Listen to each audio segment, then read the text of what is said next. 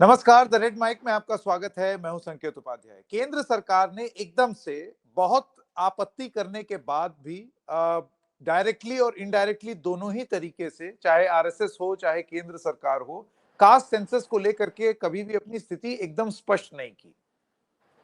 लेकिन अब एकदम से जब पूरा देश पहलगाम पर कुछ निर्णय सोच रहा था, एकदम से केंद्र कैबिनेट मीटिंग के बाद कास्ट सेंसस को केंद्र की मंजूरी मिल गई। नंबर 1, इसको कैसे देखा जाए? क्या इसके पीछे कोई राजनीतिक मजबूरी है? और नंबर 2, बिहार में अगला चुनाव होने वाला है, तो बिहार में जहां ऑलरेडी स्टेट का सर्वे हो चुका है, वहां इसका क्या असर पड़ सकता है? आरजेडी के सांसद प्रोफेसर मनोज कुमार झा जी हमारे साथ हैं। आपका बहुत बहुत धन्यवाद मनोज जी हमारे साथ जुड़ने के लिए। आपके इनिशियल इंप्रेशन? देखिए, मैं संकेत भाई आपके माध्यम से एक बात स्पष्ट तौर पे कह दूं। भविष्यवक्ता नहीं हूं, लेकिन मुझे ये सेंस था कि लालू जी के टाइम से जो चीज चल रही थी, 11 में हुआ भी, जिसमें कहा गया बाद में डेटा करप्ट हो गया, और फिर तेजस्वी जी जब नीतीश जी के साथ आए तो साथ जाने की शर्तों में एक ये शर्त भी थी कि यहाँ जातिगत सर्वेक्षण होगा, और वो हुआ अपने संसाधन से।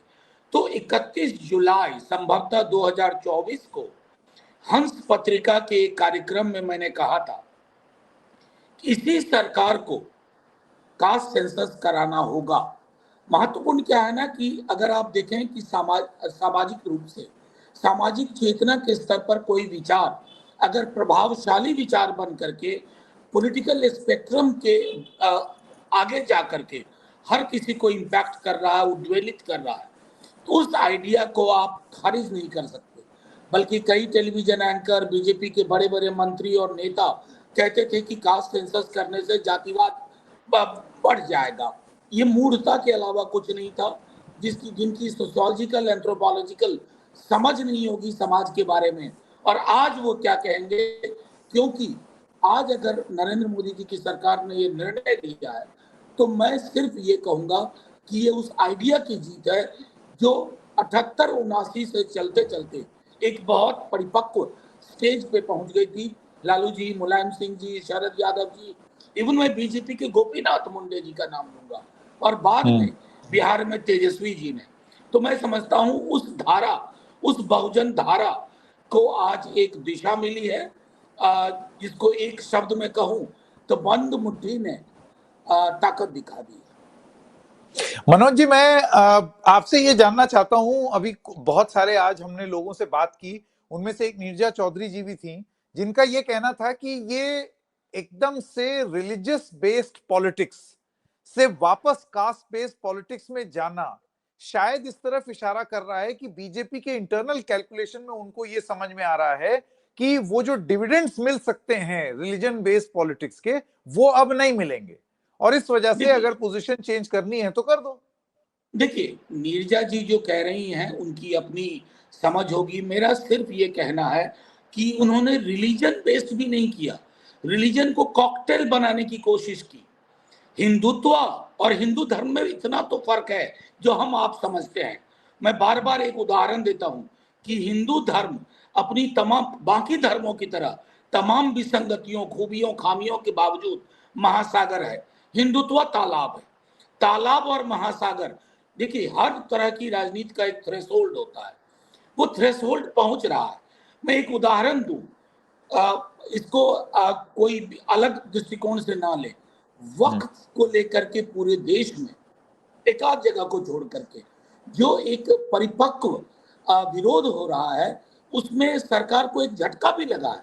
सरकार को लग रहा था कि ये डॉग विजिल पॉलिटिक्स की तरह समाज में हिंदू बना मुसलमान होगा।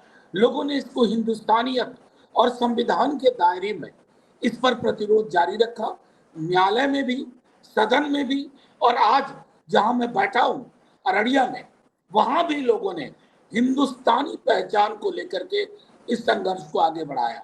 तो नफरत की राजनीति का, धर्मांधता की राजनीति का भी एक थ्रेशोल्ड होता है। दुनिया के कई मुल्कों ने ये महसूस किया। संभवतः आई शैल बी वेरी हैप्पी कि अगर मेरे देश में भी वो राजनीति खत्म हो। मनोज जी, मैं आपसे ये जानना चाहता हूं, देखिए बीजेपी को एटलीस्ट प्रचार और प्रसार में और अपनी बात लोगों तक पहुंचाने में आप लोगों ने कई बार, मैं आप लोगों से मेरा मेरा मतलब है विपक्ष ने कई बार ग्रजिंगली रिस्पेक्ट दिया है कि भाई वो अपना प्रचार बहुत अच्छे से कर लेते हैं, अपना वो संदेश पहुंचा देते हैं लोगों तक।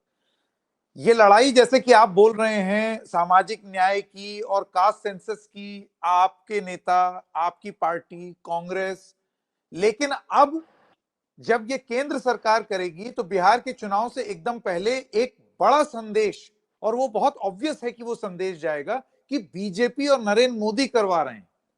तो आपको लगता है यहां आप एक देखिए, इनहेरेंट डिसएडवांटेज पर हैं इन टेकिंग पॉलिटिकल नहीं, माइलेज? मैं और मेरी पार्टी इसको, देखिए, असल में दिक्कत क्या होती है ना, जब बहुत ही क्विक विश्लेषण हम करते हैं, इस आइडिया को कितने रोड ब्लॉक मिले आरएसएस से लेकर के बीजेपी के मंत्रियों। आपको सिंपल गूगल करना है, कास्ट सेंसस बीजेपी, आपको तमाम मुख्यमंत्री मिलेंगे, साहब कास्ट सेंसस से जातिवाद बढ़ जाएगा। जिनको कोई ना जाति के बारे में समाजशास्त्रीय जानकारी, वो भी ज्ञान बांटने लगे। मैंने जब 0 आवर में ये ली, स्पेशल मेंशन में पार्लियामेंट में, क्या करते हो भाई, आप लोग कहां देश को ले जाना चाहते हो? तो ये सारी चीजें अब लोगों के संज्ञान में है। देखिए, अब वो दौर नहीं है। किसी भी विचार का जो एक ऑथरशिप होता है, ओनरशिप होता है, ये बहुजन राजनीति की ओनरशिप है। अगर किसी ने इस पर पहलकदमी की है तो हम उसका स्वागत करते हैं, लेकिन उनसे आग्रह होगा कि मनसा वाचा कर्मणा ऐसा ही दिखाए, और आंकड़े जब आए वैज्ञानिक, तो इसको सियासी उपकरण नहीं, प्रतिनिधित्व, हिस्सेदारी और भागीदारी में तब्दील करें। मनोज जी, मैं एक आर्टिकल आपको जी, पढ़ना चाहता हूं। 2 अक्टूबर 2030 का आर्टिकल है जिसमें प्रधानमंत्री ने बिहार के जातीय सर्वेक्षण की रिपोर्ट पर अपनी एक टिप्पणी देते हुए कहा, they are trying to divide the country. उसके बाद दत्तात्रेय होसबोले का एक बयान है जिसमें कास्ट सेंसस को वो कहते हैं बटेंगे तो कटेंगे। और उसके बाद प्रधानमंत्री का अभी 2024 से पहले एक इंटरव्यू जो उन्होंने एक बड़े प्रतिष्ठित नेटवर्क को दिया था, जिसमें उन्होंने कास्ट सेंसस की डिमांड को ये बोला था कि ये अर्बन नक्सल की सोच है। मैं आपसे बस ये जानना चाहता हूं कि ये तो हो गई इतिहास में कही हुई बात, लेकिन in the world of political rhetoric आपको लगता है कि लोग ये सब भूल जाएंगे? देखिए, मैं कतई नहीं मानता। लोग आज तक नहीं भूल पाए कि आरएसएस का मंदिर प्रवेश पे क्या रुख था। बंच ऑफ थॉट में गोलवलकर साहब को, जिसको कई बार उन्होंने कहा कि ये तो वक्त लगेगा हील होने में। 15 के बिहार विधानसभा चुनाव के पूर्व मोहन भागवत जी ने कहा आरक्षण की समीक्षा करेंगे। और तो और संकेत जी, इससे पहले कि बिसरा जाए, इन्होंने रोहिणी कमीशन बना दी कैटेगराइजेशन की ओबीसी में। और तब भी मैंने कहा था कि मिल्कियत का जब तक अंदाजा नहीं होगा, यानी कि कास्ट सेंसस नहीं होगा, तो कैटेगराइजेशन किस आधार पर करोगे? आपने जितने सारे बयान, ये सारे बयान आज चल रहे हैं मीडिया में। अभी मैं राजस्थान के सीएम है, उनका बयान सुन रहा था कि ये लोग जातियों में बांट देंगे। साहब, गणना होने से आंकड़े मिलते हैं, आंकड़े होने से नीतियां बनती है, नीयत ठीक होनी चाहिए।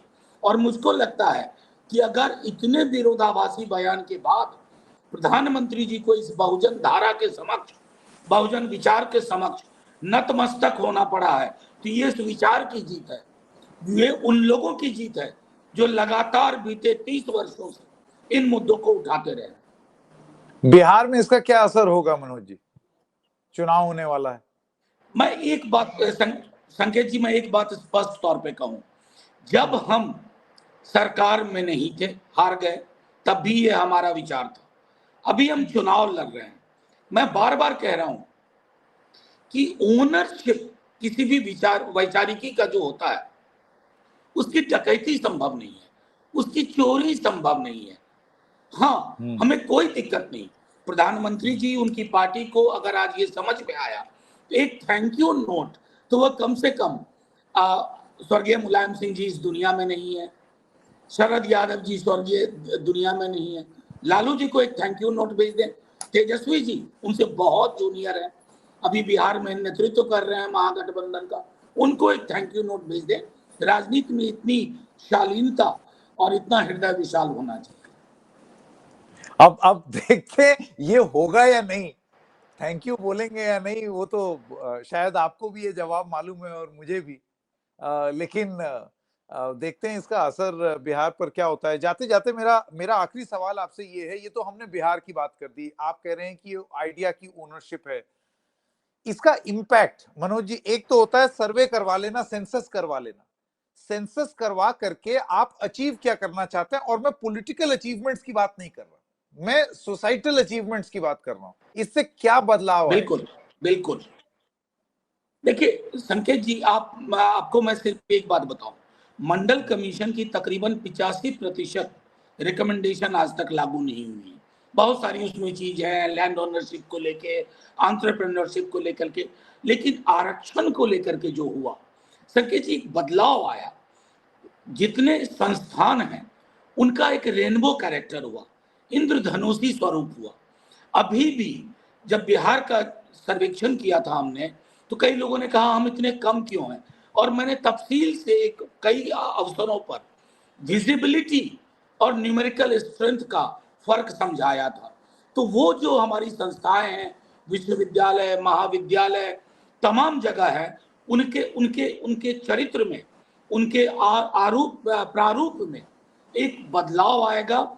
और मेरा मानना है कि इसको थोड़ा आगे जा करके जो हमारे संविधान की 39 धारा 39 कहती है, वो कंसंट्रेशन ऑफ वेल्थ जैसे मुद्दों को भी इम्पैक्ट करे। प्राइवेट सेक्टर में एक बहुत बड़ी मांग हमेशा से रही है, वहाँ भी हमारी जो एफर्मेटिव एक्शन है उसका परिलक्षण है। तो मैं समझता हूँ ये सारी चीजें क्रमशः सामाजिक और आर्थिक बदलाव का कारण है। मनोज कुमार झा जी, बहुत बहुत धन्यवाद आपका हमें वक्त देने के लिए। Thank you very much sir. नमस्कार।